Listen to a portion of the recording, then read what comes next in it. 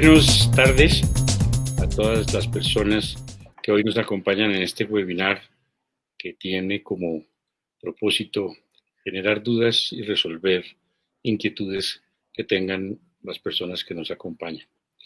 En primera instancia, quiero agradecer la presencia de nuestros panelistas que nos acompañan en el día de hoy.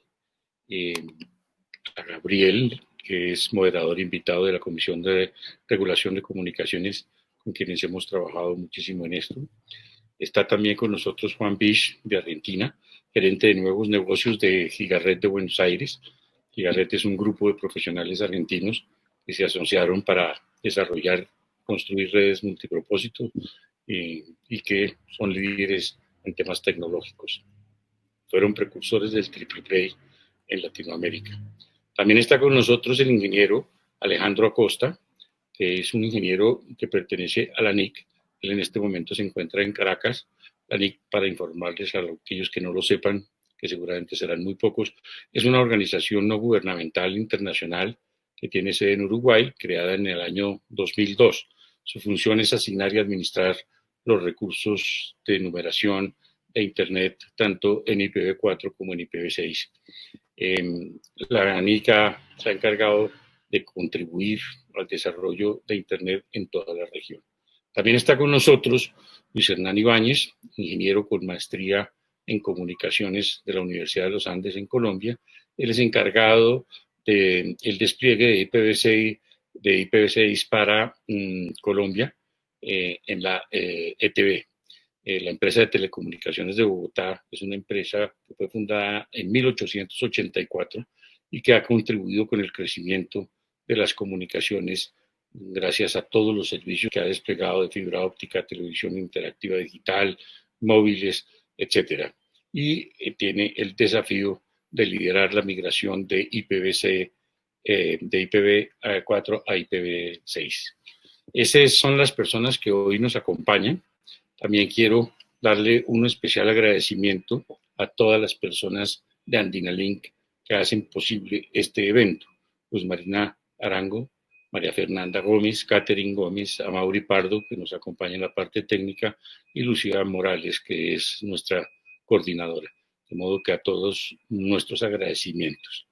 Entonces, Gabriel, creo que tenemos un video para dar comienzo, una presentación que nos trae la NIC para dar comienzo a este webinar. Entonces, por favor. Micrófono. Perdón, muy buenas tardes. Gracias, Fernando, a usted, a todos los asistentes por acompañarnos. Efectivamente, vamos a hablar de los desafíos que implica la implementación del protocolo IPv6. Durante muchos años hemos venido trabajando el Internet con el protocolo IPv4, que es prácticamente tan antiguo como ARPANET y el Internet mismo. Ha sido utilizado para la asignación y numeración de los bloques de acceso a Internet que identifican individualmente a cada máquina o a cada aparato que está conectado. Ha sido un protocolo muy útil y muy eficiente. Sin embargo, los cálculos sobre los que se hicieron originalmente se agotaron finalmente en el año 2011. A partir de ahí, el grupo de desarrollo de Internet tuvo que buscar alternativas como el NAT transversal, direcciones privadas IP para poder subsanar la falta de numeración. Pero como solución de largo plazo se dio origen a un protocolo que es el IPv6, un protocolo que funciona de manera paralela con el IPv4, cuyo proceso de transición se ha diseñado de tal manera que sea armónico y permita la coexistencia de ambos protocolos, toda vez que no podemos apagar Internet para poder cambiar de protocolo de un día a otro, ni siquiera por un segundo o un minuto. Y ha sido un proceso muy inteligente que poco a poco ha dado resultados.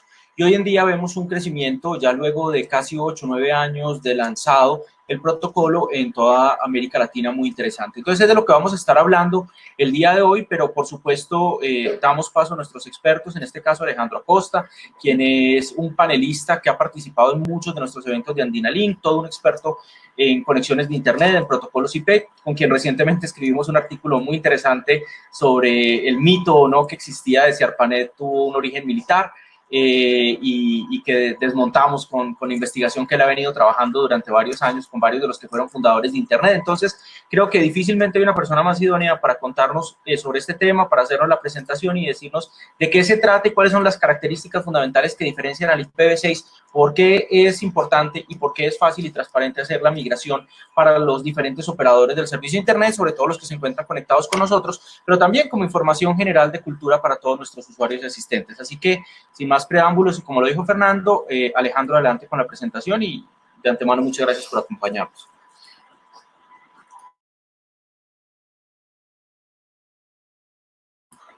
El micrófono, Alejandro, no te escuchamos.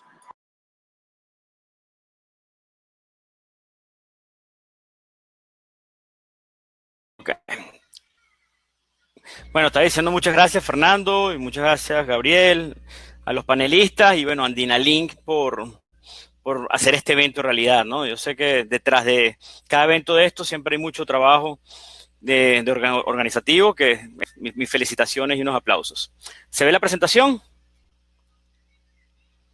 Sí, correcto, se ve muy bien. Okay. Bueno, buenísimo. Entonces, bueno, vamos a dar inicio. Solamente tengo 14 láminas para presentar y de hecho las voy a pasar relativamente rápido para después venir a una fase de conversatorio. Vamos a entrar en temas. Tenemos a dos proveedores de Internet importantes de la región. Entonces vamos a conversar de cuáles son los riesgos que puede existir al momento de implementar IPv6. Y bueno, felicito, no sé quién haya escrito el título para este seminario del día de hoy, pero mis felicitaciones. La verdad que me encantó mucho de cómo implementar IPv6 sin morir en el intento. Cuando yo leo este título, bueno, Andinalink nos invita, no pude dejar de pensar en una época en la que yo era el moderador de IPv6 para Latinoamérica y Caribe, y tuve a un panelista que se llama Arturo Servín, muy conocido. He estado muchas veces en Colombia, me recuerdo que estuvo en Telemedellín y en otros espacios dentro de Colombia, que hizo una presentación muy interesante de IPv6, que llamó Pecados Capitales en el camino a IPv6. Y yo creo que esto se va a ajustar bastante bien con lo que estamos buscando en el seminario de hoy. Entonces, bueno, ahí está por lo menos un artículo de prensa que se escribió dentro de la CNIC referente al artículo, pero de igual manera lo tengo aquí resumido. Y adicionalmente agregué tres pecados extras, por los cuales quizás uno puede pasar al momento de realizar algún desarrollo, alguna implementación de IPv6, que incluso los compañeros panelistas también pueden conversar al respecto y decirnos si quizás ellos vivieron alguno de ellos. Entonces, bueno, el primer pecado que quiero mencionar es la ira, ¿no? ¿Por qué yo menciono este pecado y por qué Arturo Servín lo mencionó? Es frustrarse y abandonar los esfuerzos de ir hacia IPv6. ¿Ok? ¿A qué hacemos referencia con esto? En muchísimas oportunidades los técnicos queremos implementar IPv6, pero probablemente no recibimos el apoyo pertinente, probablemente de la gerencia, probablemente la parte financiera, probablemente la parte de producto. Y bueno, básicamente lo que hay que hacer es, bueno, no nos molestemos, vamos a intentar sobrellevarlo y vamos a intentar ser persistentes, ¿no? Nosotros tenemos un dicho que el que persiste alcanza. Otro pecado que quiero mencionar es la pereza, que básicamente, bueno, no dejemos pasar la oportunidad de aprender a implementar IPv6. Quizás en algunas organizaciones puede trabajar gente que indiscutiblemente saben muchísimo de IPv4, saben de routing, de servidores, de switches, conocen el tema, las palabras que utilizó Gabriel, por ejemplo, direcciones IP privadas, NAT transversal, NAT cónico, cualquier otro tipo de NAT que pueda existir, CGN. No seamos perezosos, vamos a intentar aprender, es una oportunidad muy importante que no, como está pasando el tren, vamos a montarnos, ¿ok? Otro pecado que es muy interesante, y realmente creo que es un pecado que muchas personas cometen, y si uno lo busca incluso nunca trae nada bueno, ¿no? Y recordemos que también la palabra capital, básicamente también viene, cuando se habla de los pecados capitales en el mundo cristiano, que el problema de los pecados capitales es que además del pecado cometido, trae muchísimos otros inconvenientes, ¿ok? Es decir, al hacer un pecado, por detrás pueden venir más. Eso es básicamente lo que quiero llegar. Y el tema de la NVIDIA. Si la competencia está haciendo un despliegue de IPv6, no quiere decir que nosotros tengamos que correr, hacerlo apurado, que lo que probablemente también traiga costos y adicionalmente puede llevarnos a errores, a downtime de la red y alcanzar, bueno, incluso hasta la pérdida de clientes, ¿no? Entonces, básicamente no hay que ser envidiosos. Si otras personas lo lograron, creo que una actitud profesional sería felicitarlos y, bueno, nosotros también implementarlo, pero haciendo las cosas bien. El cuarto pecado mencionado aquí es la avaricia. Esto no solamente enmarca a los jefes, pero probablemente sean como la punta de la pirámide para ello, ¿no? A la hora de implementar IPv6, existen muchísimos despliegues que se han logrado con muy pocos recursos, probablemente hasta sin gastar grandes inversiones, pero lo lógico es no ser avaro. Si hay que invertir, muy probablemente la inversión tenga un retorno en muy corto plazo. Y adicionalmente la avaricia no es únicamente a nivel económico, sino también puede ser a nivel técnico, a nivel de entrenamiento, a nivel de fomentar, a nivel de empujar, a nivel de querer hacer las cosas, ¿no? Entonces, la avaricia es un pecado también que podemos quitar de ello. El tema de la soberbia, es bien interesante cómo encaja el mundo de la soberbia en el mundo de Internet, aunque parezca mentira, ¿no? Básicamente, bueno, todos conocemos lo que es el tema de la soberbia. ¿Y qué pasa en el mundo actual de IPv4? En el mundo actual de IPv4, cuando la gente recibe prefijos que son relativamente grandes, en muchísimas situaciones, por el motivo que sea, desagregan esa red, ¿ok? Empiezan a hacer subnetting, quizás dentro de una barra 20, crean 16 barra 24, etcétera. Y eso lastimosamente de alguna manera impacta de manera negativa con las tablas de enrutamiento y con el resto de Internet. Eso es una manera de ser soberbio. En el mundo IPv6, esta actitud puede ser mucho más criticada, puede ser mucho más con peor impacto en las tablas de enrutamiento globales. Entonces, ese es un pecado que tenemos que evitar. Si nosotros como ISPs recibimos un barra 32, no podemos cometer el error de empezar a crear quizás miles de redes barra 48, porque quizás, no sé, con una excusa de ingeniería de tráfico que probablemente tenga otras soluciones. Como el sexto pecado, tengo mencionado la lujuria, que me gusta bastante cómo suena en este marco, que bueno, básicamente uno puede ser tentado, ¿no? La lujuria es básicamente ser tentado por cometer algo. Y bueno, nosotros indiscutiblemente podemos estar tentados por facilidad, por pereza, por falta de conocimiento, porque tengo un vendedor excelente que me está vendiendo una caja, probablemente que hace carrier grade NAT. A ver si puedo hacer esto acá. Una caja que probablemente hace CGN, que hace carrier grade NAT. Y bueno, yo en vez de quizás de hacer el despliegue de IPv6, compro cajas de estas que valen cientos de miles de dólares probablemente, o varias decenas de miles de dólares. Bueno, por ser perezoso, y a la final voy a tener que comprar la caja CGN e indiscutiblemente después voy a tener que implementar IPv6. Entonces, bueno, caigo en el concepto de lujuria. El último pecado capital que tengo mencionado es la gula, ¿ok? Que básicamente aquí se describe como planear cómo implementar IPv6 en producción y no solo habilitarlo, ¿no? Y aquí tengo subrayado una oración que desde el momento que la escuché, esto fue una presentación del año 2012 en el marco de la CNIC 17 en Quito, Ecuador, donde Arturo Servín dijo una frase muy importante. Dice, hay que asegurarse de que IPv6 funcione igual al mismo nivel que IPv4. Bueno, hay que ver que funcione igual o mejor que IPv4. Yo no debería hacer un despliegue de IPv6 que funcione peor de lo que ya yo lo estoy dando al cliente, ¿no? ¿Ok? Entonces, eso es como que hay que tenerlo siempre en el radar. Adicionalmente, quiero mencionar 3 pecados extras. Por ejemplo, en el tema de la seguridad, nosotros desde la CNIC, a pesar de que damos decenas de cursos, charlas, webinars, escribimos posts, queremos fomentar el despliegue de IPv6, pero no podemos dejar al lado la parte de la seguridad. Aquí puse una sola cosita como que muy básica, que es común que a la gente le ocurra, que bueno, si yo coloco un filtro en el mundo IPv4, por decir algo tan sencillo como ¿quién le puede hacer SSH a un router? Si lo hago para IPv4, también lo tengo que hacer para IPv6, ¿no? Entonces, bueno, hay que estar muy pendiente de eso. Y a la inversa también, si yo correo filtros en IPv6, muy seguramente van a necesitar ese filtro o por lo menos un análogo en el mundo IPv4. Quiero mencionar también la creación de un IPv6 Address Plan, que básicamente es tener un plan para la asignación de recursos IPv6, de direcciones IPv6 en mi red, que es una ventaja que no es técnica, pero es muy, me atrevo a decir, maravillosa dentro del mundo IPv6, que todos los operadores deberían hacerlo, ¿no? Todas las organizaciones incluso, que básicamente un plan IPv6 que pueda ser flexible, escalable y adaptado al plan de direccionamiento. Básicamente esto se refiere a que si yo soy un ISP que doy triple play, bueno, yo puedo tener un plan de direccionamiento que se ajuste a mi tráfico de voz, a mi tráfico de televisión, quizás un tráfico corporativo, a un tráfico residencial, a un tráfico con clientes VIP, etcétera, etcétera, etcétera, ¿ok?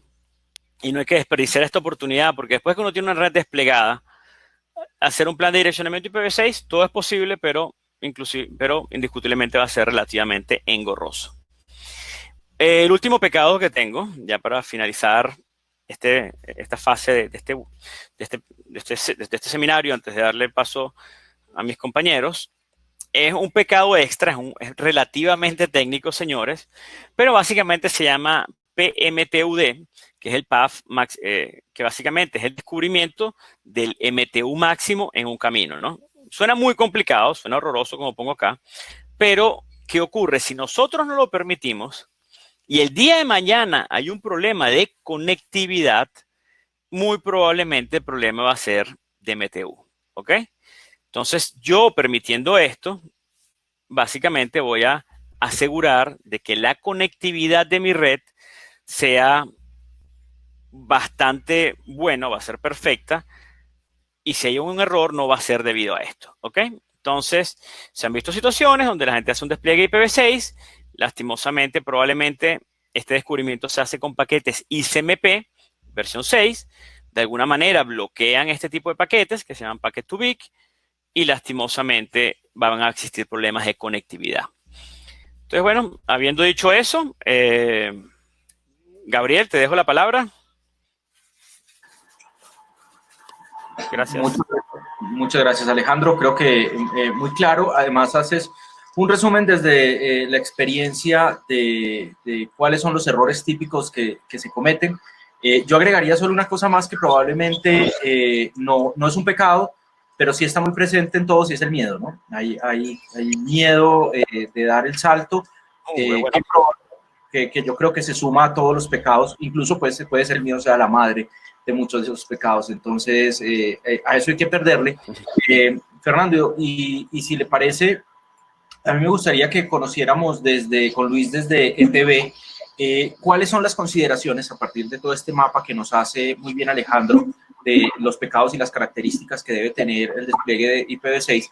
¿Cuáles son las consideraciones que debe tener en particular un ISP para dar el salto? O sea, ¿cómo en ETB, desde su experiencia como líder de ese proyecto, han empezado a hacer la migración de IPv4 a IPv6? Sí, muchísimas gracias.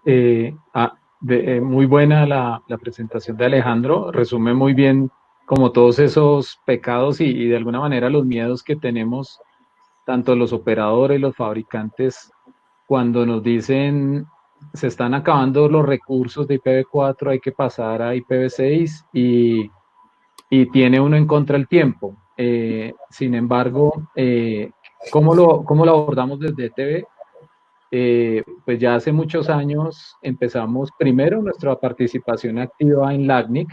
Eso para mí fue fundamental porque nos brindó muchas herramientas y nos sigue brindando herramientas de capacitación, de ver ejemplos, de compartir con los expertos, tener laboratorios a disposición. Y en los eventos o en el LACNIC, en el LACNOC, poder discutir con otros, tanto proveedores como fabricantes, esas expectativas y cómo lo han hecho ellos. Entonces, de esa experiencia que estoy hablando de hace unos 8 años, iniciamos, nos sirvió primero que todo, que es lo que pues yo recomendaría, es definir como un plan o una estrategia de a dónde quiero implementar IPv6. Es decir, cada operador en este caso puede tener un nicho de mercado diferente Entonces, si el mercado es el cliente corporativo, si es data center, si son usuarios de banda ancha masivos, si es móvil, pues tratar de abordarlo primero para esa estrategia, ver cómo se adaptan las diferentes tecnologías de transición hacia IPv6 a ese mercado. Lo segundo que es muy clave es precisamente la capacitación, como lo decía Alejandro. El tema de no ser tacaño, de participar, de incluso hoy en día casi todo hay muchas opciones de hacerlo gratuito, hay muchos foros, el mismo LACNIC promueve estas capacitaciones. Aquí en Colombia, el ministerio, el regulador, se ha masificado mucho precisamente estos talleres y capacitaciones para orientar a la gente y orientar a los operadores. Entonces, ese es el primer aspecto. ¿Y por qué la capacitación también? Porque pues tiene que uno pensar no solo en la parte técnica, en los técnicos, sino también hay que pensar en el call center, hay que pensar en el área comercial, hay que pensar en el mismo usuario que se acerca el cliente final a veces a decir, yo quiero montar IPv6, pero usted que es el proveedor, ayúdeme, deme la mano, oriénteme. Entonces, pues hay que tener ese primer punto de contacto, pues tenerlo capacitado y de alguna manera eso nos va a lograr o nos va a dar un éxito, pues para que en general todo el país y los operadores de Colombia, pues podamos ayudar a la masificación del protocolo y el reto que es pasar a este nuevo protocolo de IPv6 de una manera, como lo decía Alejandro, de una manera en que sea con cero interrupciones, planeado y que definitivamente tiene que ser igual o incluso superar a IPv4. Muy claro, Luis, muchísimas gracias. Enseguida seguimos conversando también con Alejandro sobre este tema, pero yo quisiera que profundizáramos un poco ya en lo pragmático, en equipamiento, en infraestructura, y para eso pues tenemos a Juan García, que le ha tocado desde Gigared liderar el proceso. ¿Qué equipamiento requiere, Juan, un operador de Internet ISP para proveer y dar el salto de IPv4 a IPv6? Y buenas tardes, por supuesto. Bueno, buenas tardes a todos. Yo voy a darles un poco la visión desde el lado operador de un sistema de telecomunicaciones. Tal como comentó Fernando, Gigared opera una red multiservicio basada en tecnología HFC y últimamente migrando hacia FTTH. Nació en el año 2000 con la ventaja de no tener arrastre de una infraestructura vieja, pudo construir una red de cero en el año 2000, y tal como comentó Fernando, fuimos de los primeros, al menos en Argentina y quizá en la región latinoamericana, en ofrecer triple play, televisión, internet y telefonía, porque internet nació en la región en el año 95 con servicio de dial-up, y comenzó a expandirse hacia banda ancha mediante cable modems y técnicas de ADSL a partir del año 2000. Desde que nacimos, a pesar de que había mayor abundancia de direcciones IP, todos tuvimos que luchar con que esas direcciones se iban asignando con cuentagotas. O sea, teníamos siempre mayor cantidad de usuarios que direcciones asignadas, y necesitábamos justificar al ente regulador, al ANIC, que cuidaba esas direcciones, por qué necesitábamos más. Entonces, aún desde los principios, tuvimos que recurrir a técnicas de traslaciones, a técnicas de NAT, para poder asignar a los clientes direcciones privadas que luego se trasladaban a una dirección pública al momento de salir a Internet. Pero este problema del agotamiento se acrecentó con los años por dos motivos. Primero, que cada vez quedaban menos direcciones, y hoy, para un operador que ya tuvo bloques asignados, corrígeme Alejandro, ya no es posible recibir nuevas direcciones. Lo poco que queda está reservado para nuevos. Y además nos encontramos con que muchos clientes empiezan a reclamar la asignación de una dirección pública porque el NAT no es todo lo eficiente que uno quisiera. Ahí voy a hacer un comentario respecto a algo que mencionó Alejandro, respecto al CGNAT. Él lo mencionó, no caer en el pecado de pereza y pensar que el CGNAT nos va a evitar la migración a IPv6. Yo cambiaría el vínculo NAT IPv6 de un O a un I. No se trata de CGNAT o IPv6. Lamentablemente tenemos que avanzar en las dos direcciones porque tenemos que empezar a operar con IPv6, pero no está 100% listo. No podemos abandonar el IPv4 y no tengo más direcciones públicas de IPv4. O sea, con lo cual tengo obligadamente que buscar de ser más eficiente con las traslaciones. Entonces, nosotros hoy empezamos a trabajar en la migración hacia IPv6, pero también en la migración a CGNAT. Respecto a la pregunta de Gabriel, ¿qué equipamiento hace falta? ¿Qué tenemos que cambiar en nuestras cabeceras? Es muy poco lo que hay que cambiar. Lo que tenemos que asegurar es que todos los equipos que tenemos sean compatibles con IPv6.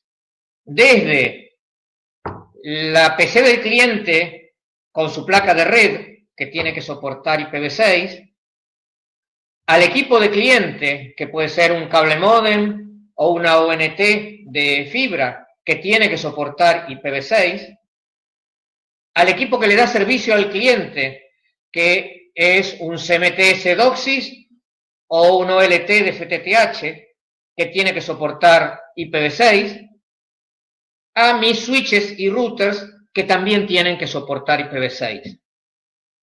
Si hablamos de equipos modernos, todos lo soportan. O sea, todos los router y switch modernos soportan tanto IPv4 como IPv6.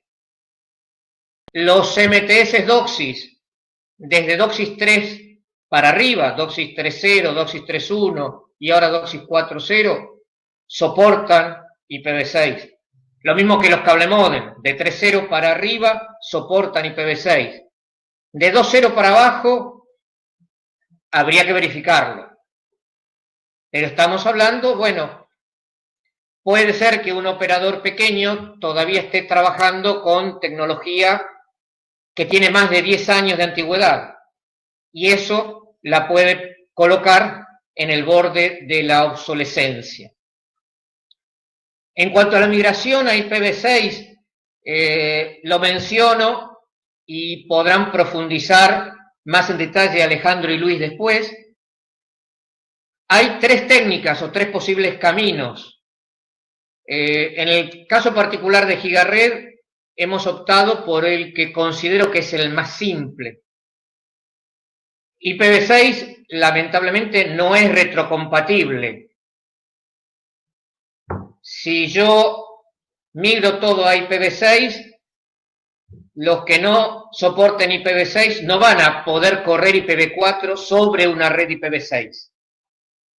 Entonces, voy a necesitar operar, y este es el caso de la técnica de migración más simple, que es el Dual Stack. El Dual Stack consiste en asignarle a mi cliente una dirección de IPv4 y una dirección de IPv6, o un bloque de direcciones. Y va a usar una u otra según el destino al cual quiera acceder. Eso quizá me sirve para el primer parche de clientes que me piden direcciones públicas, es decir, bueno, yo ya no te puedo dar una dirección pública de IPv4. Te doy direcciones privadas de IPv4 y te doy un bloque público de IPv6. Otra técnica de migración es armar túneles de IPv4 sobre IPv6 o de IPv6 sobre IPv4. Nuevamente, dejo a los expertos en el tema mencionar después las ventajas y desventajas de cada técnica. Y la última es hacer traslaciones. Traslación de IPv4 sobre direcciones IPv6 o de direcciones de IPv6 sobre direcciones de IPv4. Bueno, como mencioné antes y para cerrar y resumir, la mayoría de los equipos, si son de última tecnología, me van a servir. Voy a tener que contemplar un DHCP y un DNS para manejar todo lo que son direccionamientos de IPv6. E insisto, en el caso personal GigaRed optamos por lo que es, a mi juicio, la transición más simple, que es la de Dual Stack, y que consiste en mantener las dos redes mientras la red IPv4 se va muriendo de a poco y llegará un momento en que solamente quede viva la red IPv6 y los bloques de direcciones de IPv6.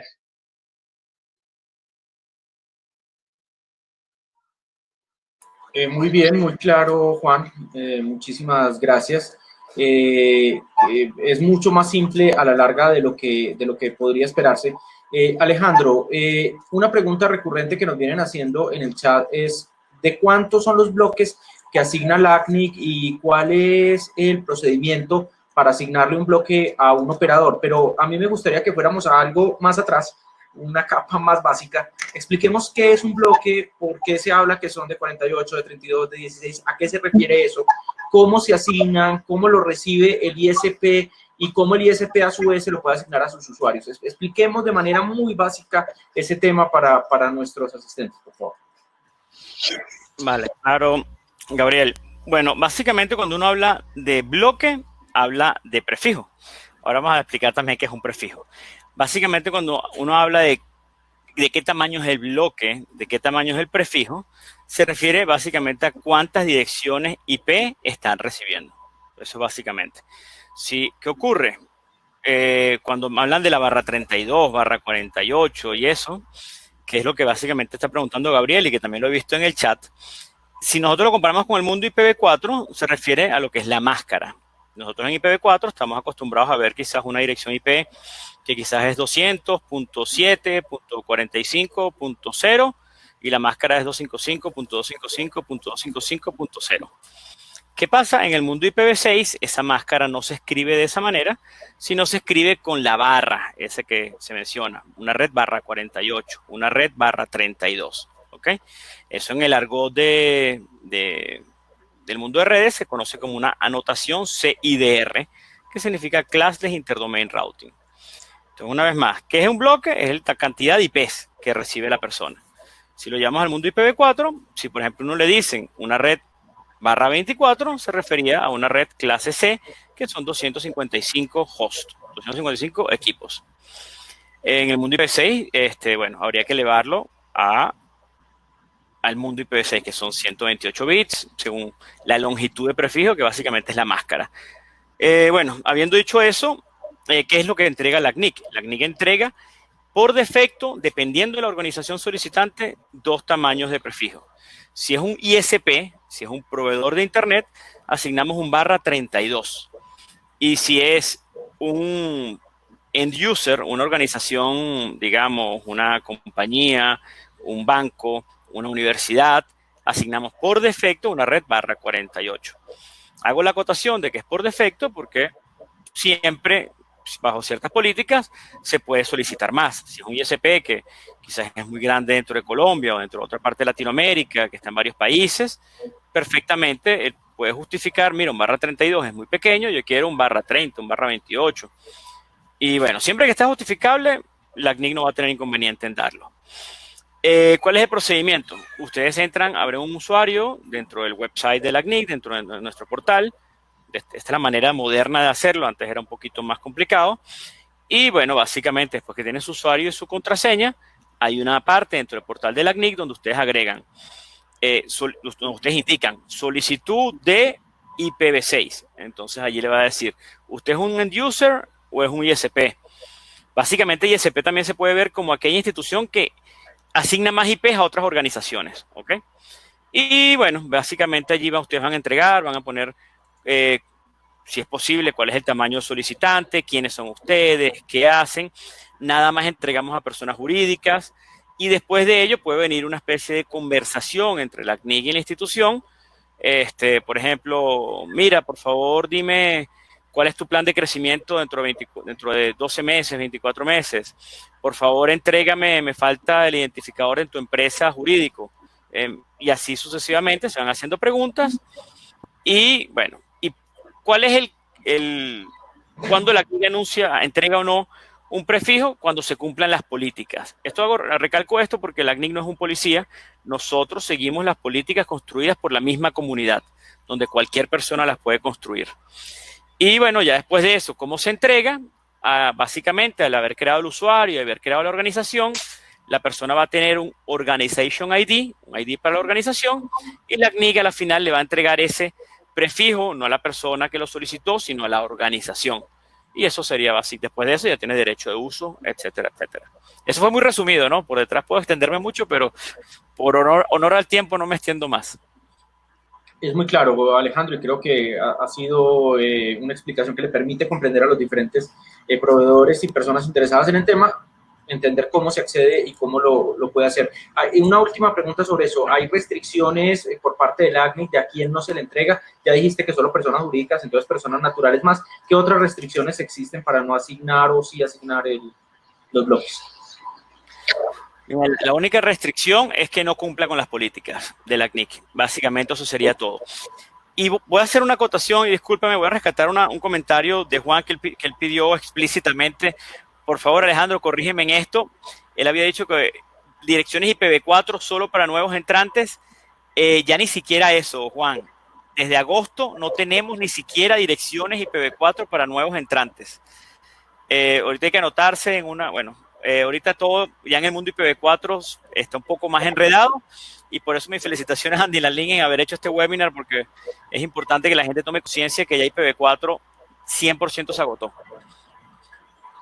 Bien, muchísimas gracias. ¿Te voy a hacer una pregunta, Alejandro? Claro.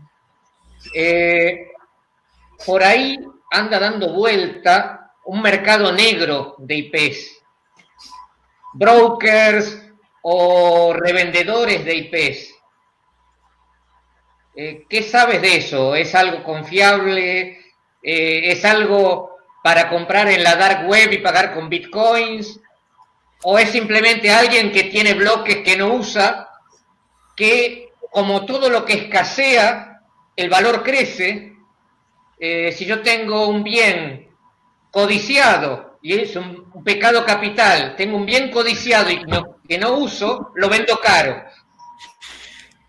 Buenísimo, Juan. Me alegra eso. Bueno, también voy a intentar ser breve.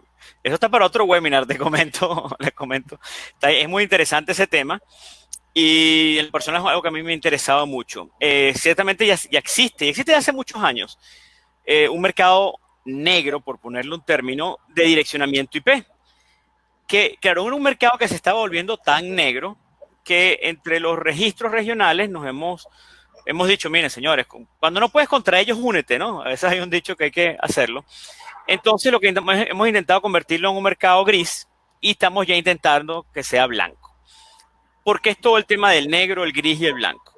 Cuando es un tema muy negro, por ejemplo, ocurría que venía un operador, le vendía un bloque de IPs a otro, probablemente se pagaban con criptomoneda por detrás, no quedaba ningún registro.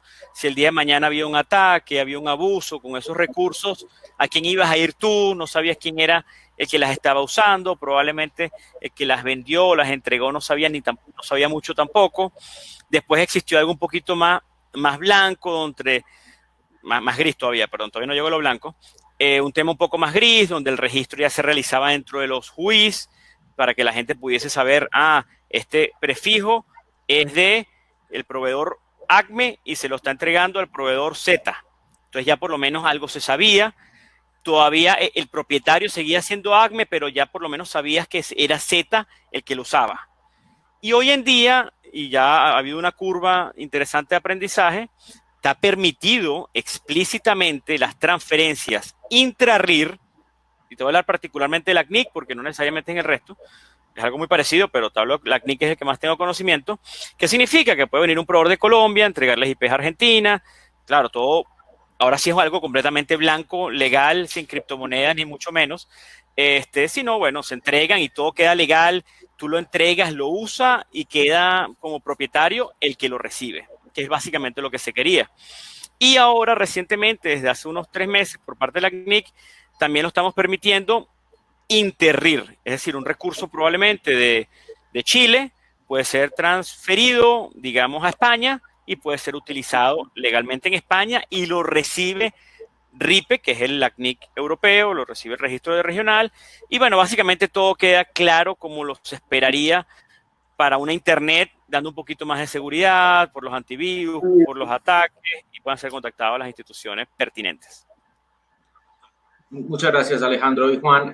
Luis, hay varias preguntas respecto de TV, sobre todo a propósito de cómo ha sido el proceso de migración que han hecho. De hecho, hay una de Marcos Muscus muy específica que pregunta si implementaron ese LAC más de HSPv6 o desagregaron los PD de los CPs. Cuéntanos un poco cómo ha sido el proceso de migración que ha hecho ETV, y al mismo tiempo hay otra pregunta que consulta cómo un usuario final le puede pedir una dirección IPv6 fija a ETV, cuál es el mecanismo para que los usuarios accedan ya a direcciones IP. Me imagino que querrán hacer hosting o algún servicio que requiera una dirección pública. Sí, claro que sí. Tienes el micrófono apagado.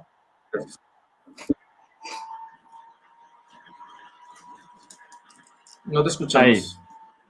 Ahí. Ahí sí, de acuerdo. Vale. Sí. Sí, muy buena la pregunta porque el usuario final, pues normalmente tiene la inquietud de cómo iniciar en este proceso de adopción de IPv6, y lo primero, pues, es obviamente el requisito de disponer de los recursos o de los bloques, como decía Alejandro, de tener las direcciones. Entonces, cabe aclarar, y es importante decirlo, que los recursos, en este caso las direcciones, los sistemas autónomos, todos, digámoslo así, son del ACNIC. Los proveedores simplemente pues tenemos un alquiler de estos recursos, y nosotros podemos hacer un proceso que se llama delegación hacia el cliente final, en donde simplemente pues el usuario solicita, en este caso pues al operador, la cantidad de direcciones, como lo dijo Alejandro, pues hay un bloque sugerido para arrancar ya sea un /64 o un /48 acorde a la necesidad que el usuario tenga, y pueden empezar por allí para su implementación de IPv6 como usuario final. Aquí es importante, volviendo a la primera pregunta, de digamos nosotros cómo lo proyectamos, y aquí se dio, pues digamos curiosamente, que el sector corporativo fue como el apalancador para un desarrollo desde hace muchos años de la implementación de IPv6 en ETV. Es decir, que los sectores como las universidades, como las empresas del Estado, las empresas del gobierno, vienen desarrollando pues muy juiciosamente la tarea de esta implementación y nos han dado su feedback. Hemos hecho, digamos, también nos ha ayudado para temas, por ejemplo, de los DNS, configuración de DNS, de servicios de data center, y nos han permitido una retroalimentación para pues siempre estar mejorando el servicio y ir sintonizándolo en la medida de que el usuario, pues, y a las necesidades del usuario.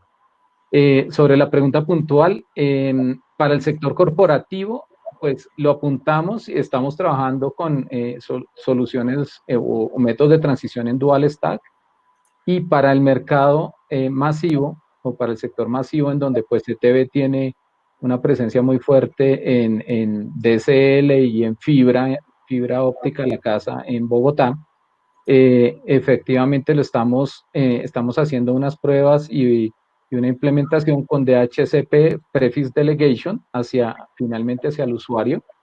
Esto es importante, de pronto, que aquí involucramos mucho a los fabricantes, porque pues como lo decía precisamente Juan García, a veces el CPE, la OTN, el módem, la primera entrada a ese mundo de IPv6 hacia el usuario, y es donde uno tiene que sintonizar muy bien, afinar muy bien la estrategia y la configuración para poder hacer de una manera totalmente transparente el servicio al usuario.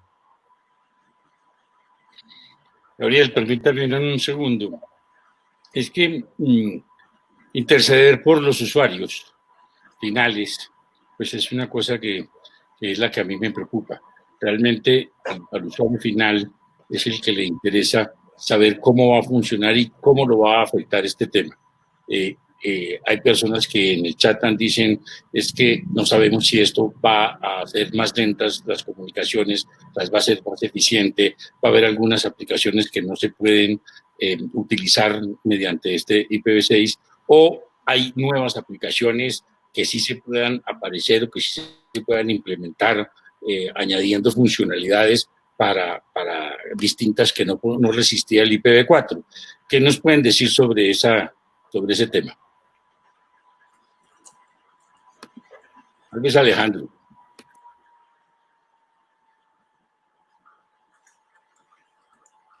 Pero aquí está.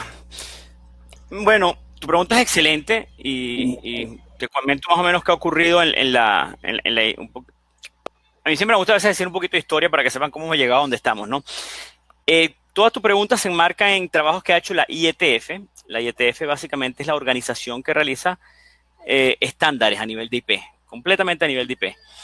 Y un esfuerzo muy grande que ha hecho la IETF en los últimos años es que la transición de IPv4 a IPv6 sea de la manera más suave y con menor impacto hacia el usuario final, ¿no? Lastimosamente no ha sido fácil desde la perspectiva del ISP, pero sin embargo para el usuario final, y vi una pregunta en el chat, la idea es que no tenga ningún impacto. Tanto así que, bueno, la idea es que sea completamente transparente y obviamente a la inmensa mayoría de las personas no les va a importar si es IPv4, IPv6, NetBEUI, AppleTalk, IPX o cualquier otro protocolo antiguo, sino solamente le quiere que su aplicación funcione. Entonces, bueno, para resumírtelo, y de hecho Juan muy precisó bastante bien donde se enmarcan los mecanismos de transición, que son la traducción, el tunneling y el dual stack. Habiendo te he dicho todo eso, la IETF ha hecho un trabajo genial en que las personas, el despliegue sea sin impacto para nadie. Y te voy a dar un ejemplo muy significativo. Hay un algoritmo que se llama Happy Eyeballs, ¿ok? En su momento estuvo definido en el RFC 6555, tuvo una actualización recientemente. Y básicamente, ¿de qué trata ese algoritmo? Imagínate que tú tienes IPv4 y IPv6 en tu navegador. Y quieres abrir un destino que tiene IPv4 y tiene IPv6 también. ¿Qué va a ocurrir desde tu navegador? Va a intentar abrir el sitio remoto, tanto en IPv4 como en IPv6. Y tu navegador se va a conectar por el protocolo que respondió más rápido. Entonces eso es buenísimo, porque nunca vas a tener un downtime si te falla el path de IPv4 o el path de IPv6. E incluso de alguna perspectiva de redundancia está recibiendo el usuario final. Es algo que yo creo que fue una genialidad y un invento maravilloso. Muy bien, muy buena la pregunta de Fernando, y creo que, como lo dice, hay varios que tienen inquietudes respecto a eso. De hecho, Luis, hay una pregunta reiterada, es por qué no se le está entregando por parte de TVI en general de los operadores direcciones IPv6 a los usuarios residenciales. En este momento, nosotros, precisamente como lo dije ahorita, estamos haciendo todas las pruebas, todo el afinamiento en nuestro laboratorio con los proveedores para empezar a masificar el servicio de IPv6, precisamente porque pues por la participación de mercado que tiene TV en Bogotá.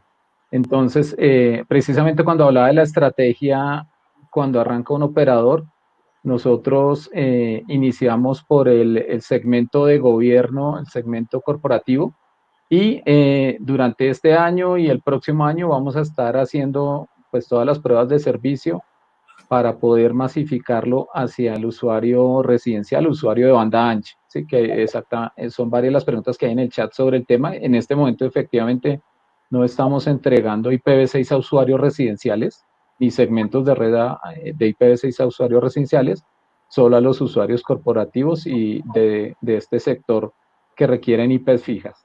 Entonces, está dentro de nuestro roadmap. Estamos haciendo las pruebas y esperamos, ojalá que también por el tema que se dio este año con la pandemia, el COVID, pues retomar y poder estar en lo más pronto posible ofreciendo a esto. Como lo decía, pues no es fácil para un operador tratar de hacer esta migración sin afectar servicio, en especial las aplicaciones, que aún hay algunas aplicaciones que no son o no soportan IPv6 y digamos si es labor de nosotros como operador y ante el gobierno, ante el regulador, pues garantizar que el servicio no se vea afectado. Entonces es un reto, lo estamos trabajando y pues esperamos muy próximamente poderlo ofrecer masivamente al usuario, pues que ya lo está solicitando, como vemos en el chat, ya hay muchas personas, usuario residencial que lo está solicitando porque pues es una realidad que ya se quiere empezar a implementar. Luis, Y sobre una el tema de pregunta, nuevas funcionalidades, perdón, Juan, una pregunta sigue. de mi parte, vinculado a las tres técnicas de migración a IPv6, que también comentó recién Alejandro. ¿Ustedes están avanzando por el lado del dual stack también? Pues ¿Cuál es mira, la técnica para permitir la coexistencia de IPv4 e IPv6? Pues mira que tenemos un caso precisamente como pues obviamente todos los operadores tenemos infraestructura de CDNs implementadas dentro de nuestra red, o sea, pues para aclarar, los CDNs son Netflix, Google, son Facebook. Ellos, digamos, ya tienen un soporte de 100% de IPv6 y en el caso del tráfico masivo, del tráfico residencial, no sé, como el 85% de este tráfico se va hacia esos OTT, hacia esas CDNs. Entonces, el soporte, digamos, pensándolo en el dual stack, nos permitiría que de alguna manera la mayor parte del tráfico sea atendida usando el dual stack en IPv6 hacia los CDNs y lo que estamos trabajando en ese pequeño 15% o 10% del tráfico IPv4 que aún sale pues hacia otras aplicaciones, poderlo atender.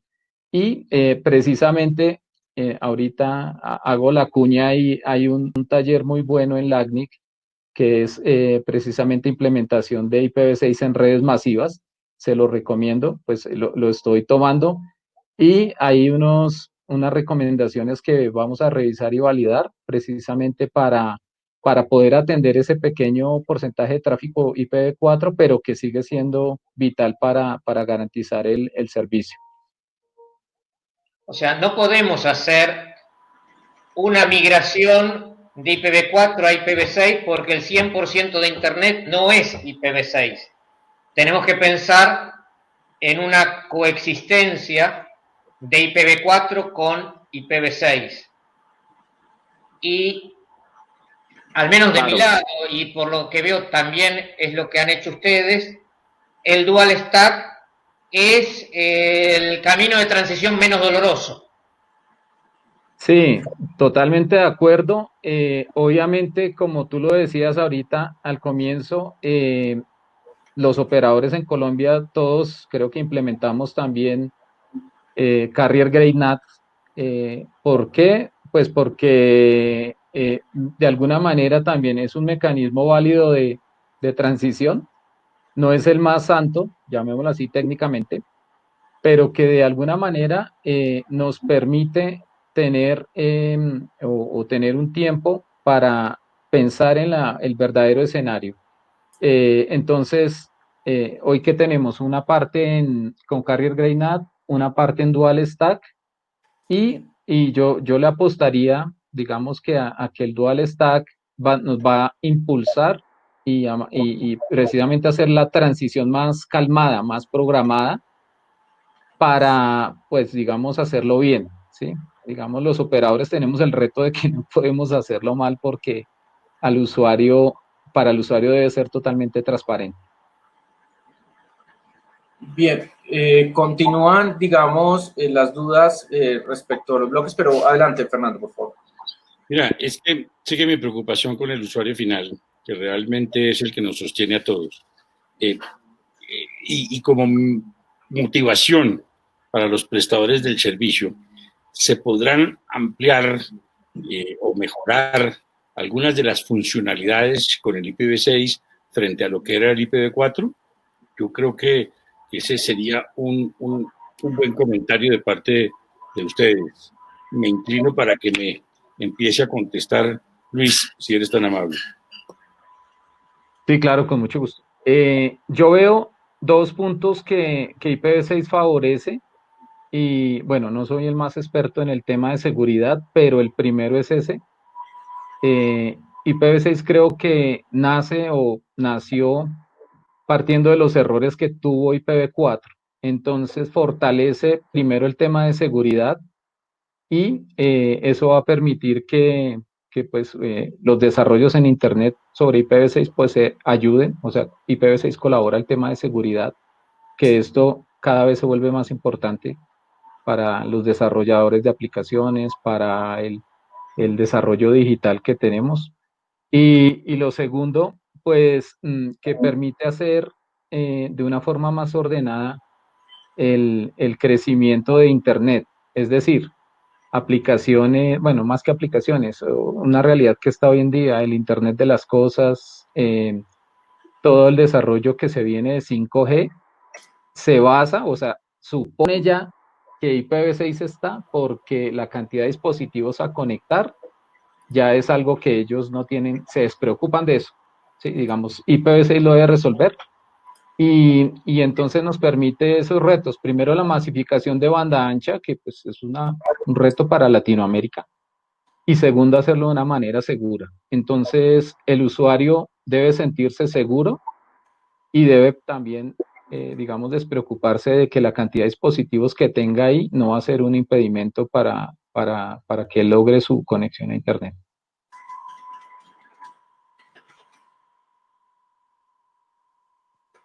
Muchas gracias, Luis. Alejandro, las preguntas sobre los bloques siguen siendo reiteradas. Pregunta Luis Carlos Taborda. ¿De cuántas IP podemos darnos idea que dan los segmentos de red /38/32 y 48? ¿Y por qué por teoría se dice que el usuario final debe ser un segmento /64? Claro, buenísimo. Mira, básicamente la matemática es la siguiente, para ver cuántos IP tienes tú en un /48. Por decirte cualquier longitud de prefijo, que es el equivalente a la máscara. Agarrarías el valor de 128, que es la cantidad de bits que tiene una dirección IPv6, y le vamos a restar ese 48, ¿no? Te quedarían 80 bits. La cantidad de direcciones IPv6 que puede haber en una red sería 2 elevado a la 80. Si yo lo hago en mi computadora, quizás hasta se guinda. Bueno, es un número gigantesco, gigantesquísimo, ¿no? Recordemos que las direcciones IPv6 son más que las estrellas que existen en el universo, más granos que de arena que puede tener Sahara, se mide por cantidad de direcciones IP por metro cuadrado en la Tierra, es muchísimo, ¿no? Habiendo dicho eso, uno no lo mediría de esa manera, uno debería llevarlo siempre quizás a un /64. Y así voy a unir las dos preguntas que me realizó Gabriel. ¿Qué sería? Imagínate que tú eres eres una red que tiene un /48. Hemos dicho que básicamente tú vas a asignar /64 en las redes, ¿ok? Vamos a responder de la segunda. ¿Por qué se asume que un usuario final tiene que tener un /64? Básicamente la respuesta viene dada por el diseño del protocolo. ¿Qué ocurre con el diseño del protocolo? El diseño del protocolo indica que para que, entre otras cosas, exista la autoconfiguración, que es un feature, una característica que tiene IPv6 que anda perfecta, uno no necesita de HCPv6 en líneas generales. Obviamente, lo lógico es que los proveedores como GigaRed y como ETB y cualquier otro proveedor que se respeten en el mundo residencial tiene que tener básicamente existe la autoconfiguración. Tú llegas a cualquier red, colocas tu laptop, tu tablet, tu celular, y esa red tiene IPv6, tu dispositivo se va a autoconfigurar. Esa autoconfiguración, por especificaciones del protocolo, requieren que la longitud del prefijo sea como máximo /64. Es decir, si por casualidad en esa red no utilizaron /64, sino utilizaron /65, /70, /80, esa autoconfiguración no se va a poder llevar a cabo. Y vas a requerir quizás una configuración manual en el dispositivo o algo por el estilo, lo que perdería la belleza de la autoconfiguración.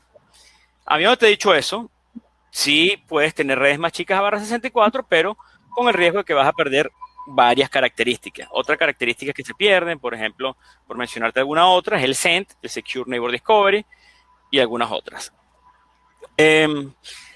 Entonces, bien, para calcular una vez más, las direcciones IP te lo comenté, /128 menos la longitud del prefijo. Ahora, ¿qué ocurre? Lo lógico es que no lo lleves a las direcciones IP, porque es muchísimo. Lo conveniente es que se lleve a redes con longitud /64. ¿Ok? Entonces, básicamente, ¿qué se hace? Si tú recibiste un /48, por decirte cualquier red, y ¿qué vas a hacer tú? Vas a registrar 64, que es la longitud mínima, menos el prefijo del que tú recibiste, y esa es la cantidad de redes /64 que puedes tener. Por ejemplo, eres un usuario final, la CNIC te entregó un /48, puedes tener 2⁻16 redes /64, que eso es igual a 65.535. ¿Ok? Entonces, bueno, por allí va la matemática y unas recomendaciones para los proveedores de internet residencial que nos estén escuchando y también corporativo. Nunca entreguen una red /64 a un usuario final. Siempre es recomendable entregar mucho más que una red /64.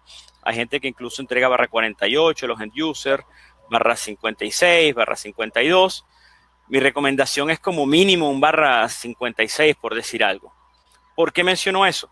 Porque hoy en día es muy normal que los routers caseros tengan mínimo 2 SSIDs, mínimo, un private y uno que uno configura.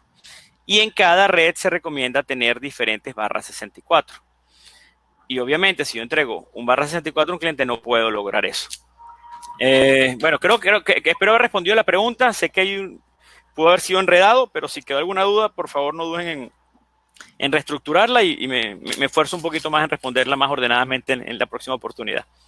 Alejandro, ¿cómo vamos en América Latina con la implementación de IPv6? ¿Cuál es el porcentaje IPv6 y IPv4 y cómo estamos respecto del mundo? Bueno, te comento, eso es un valor que prácticamente todas las mañanas cuando me levanto reviso. En América Latina estamos en un poco más de un 20%, precisamente en 23%. Con esto quiero decirte que 23 latinoamericanos de cada 100 ya estamos navegando con IPv6. Y bueno, te puedo decir quizás algunos números sobre las personas que estamos en esta charla. Argentina tiene un 12% de penetración IPv6 en el usuario final. Colombia, interesantemente, está teniendo un crecimiento significativo, y lo digo en mayúscula, en este año 2020. Ha subido desde un 2% a un 8% en cuestión de meses. Mis felicitaciones. Y bueno, para que sepas, estos son promedios ponderados. Aquí estamos, por ejemplo, tomando la penetración de IPv6 en el país y tomando en cuenta la población por país. ¿Y cuál es el país líder de América Latina en implementación de IPv6? ¿Brasil? No, Brasil es líder en cantidad de organizaciones independientes que han hecho un despliegue IPv6. De verdad que es muy grande el despliegue allá. Ellos vienen también impulsados por Anatel, que básicamente es el regulador de telecomunicaciones brasilero, el cual desde hace mucho tiempo ya exige explícitamente que los equipos vengan con IPv6 y ese tipo de cosas. Y entre países líderes de la región, te los puedo mencionar, básicamente Uruguay ha llegado a tener 45% de penetración de IPv6. Claro, Uruguay tiene una característica, ellos tienen una compañía que es muy buena, que se llama Antel, que hizo un despliegue de IPv6 en la red residencial muy amplio, en redes GPON lo cual fue bien interesante. Y bueno, otros países, por ejemplo, tienes a Trinidad y Tobago, que, bueno, también me conozco quién lo ha desplegado en cada país. San Martín también tiene un despliegue de IPv6 muy alto. Perú tiene más de 20%, es un país que tiene muchos años, pero incluso el primero en Latinoamérica en haber hecho un despliegue decente de IPv6. Guyana Francesa, de hecho, es el país líder en este momento para Latinoamérica en el despliegue de IPv6. Y bueno, hay otros más que también tienen unos buenos números. Por ejemplo, Ecuador tiene cerca del 30% de penetración de IPv6. Y bueno, creo que esos son los que lo lideran en este momento. No creo, estoy seguro. Son los países que lideran el despliegue IPv6 en este momento. Ok. Juan, por ejemplo, ustedes en Gigared, ¿cuándo tienen presupuestado que ya va a ser paisaje asignarle a los usuarios IPv6 y que ya el IPv4 va a ser historia? Más o menos en sus proyecciones, ¿para qué tiempo se proyectan? Mira, actualmente nosotros estamos operando y asignando IPv6 solamente a servicio corporativo.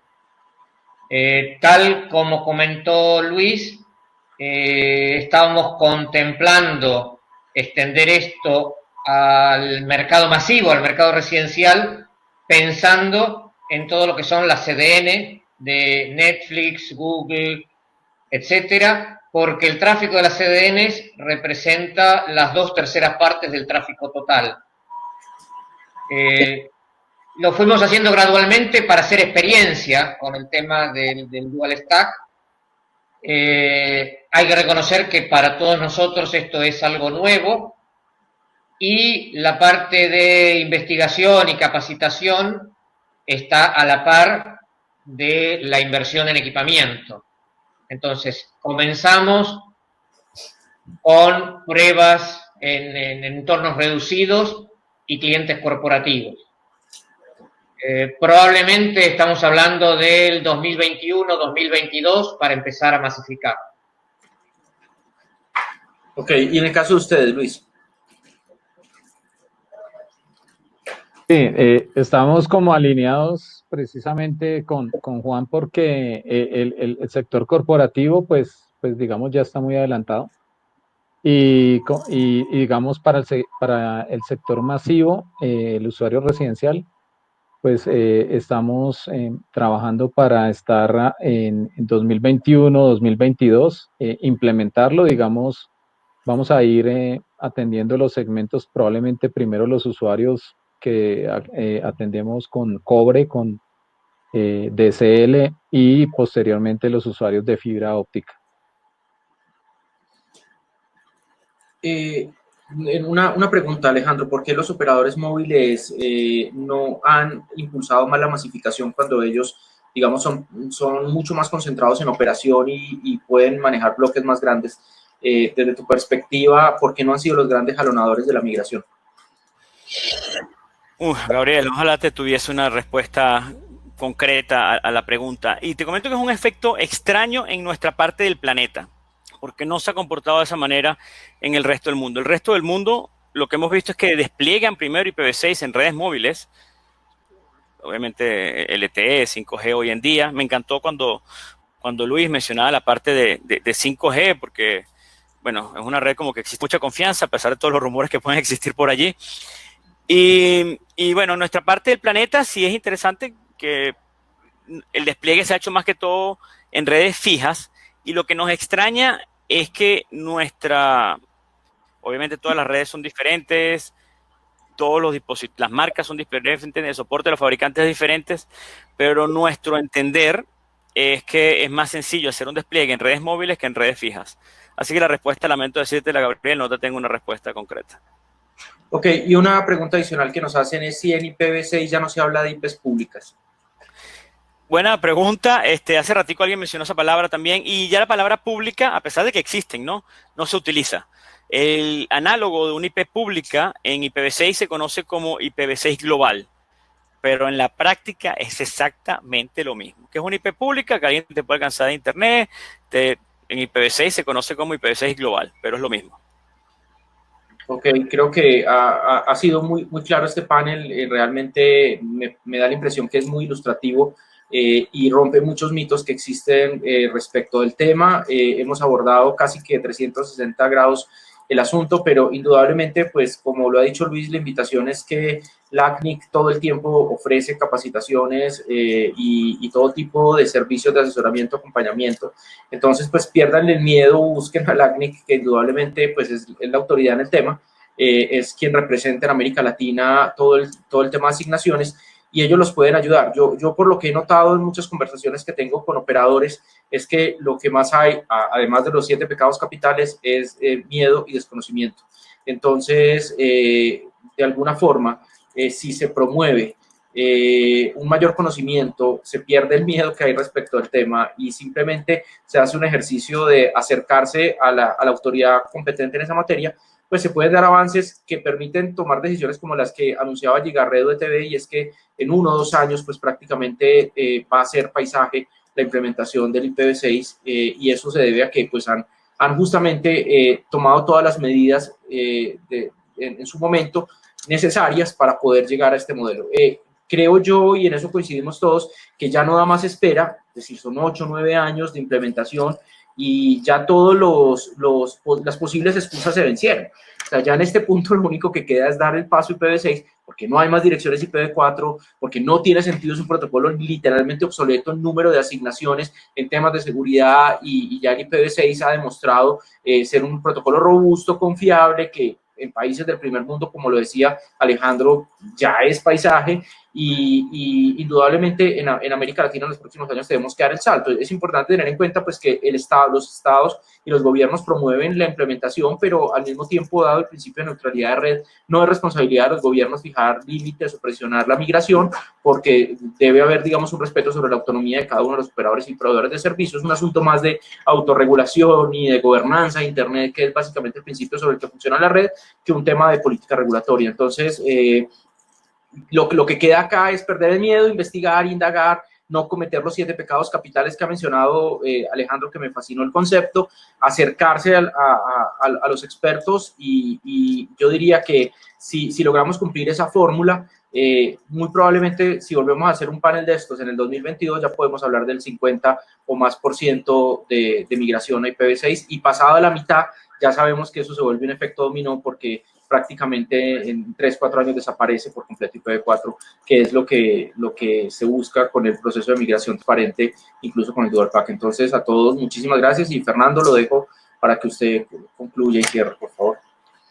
Muchísimas gracias, especialmente a nuestros panelistas que hoy nos han acompañado y nos han dejado sus conocimientos para ilustración de todos los asistentes, a Alejandro, a Luis Hernán, a Juan, compañero de bastantes luchas que hemos dado a través de AndinaLink. Nuevamente, muchas gracias. La verdad, con esto queremos que 2 cosas, finalmente puedo concluir. 1, que las autoridades deben estimular que las empresas, pues obviamente, accedan prontamente a todo el ofrecimiento que debe ser el IPv6. Y 2, a las empresas que van a encontrar que le pueden ofrecer a sus clientes unas mejores condiciones, y que seguramente eso va a aumentar la demanda, que es el objetivo. Tendrán más seguridad, evitarán la posibilidad o riesgo de agotamiento, porque estos son 634.000 trillones de no sé qué, que es absolutamente inmenso, que va a servir y va a facilitar el Internet de las cosas y acceder a nuevas funcionalidades. De manera que muchas gracias a AndinaLink, a todos nuestros compañeros, a ti, Gabriel, y que los esperamos para nuevas oportunidades, para que visiten nuestra página de AndinaLink, para que participen en todas las ruedas de negocios que se están organizando y de las cuales se pueden enterar ustedes a través de la página. Muchas gracias y los esperamos en una próxima oportunidad.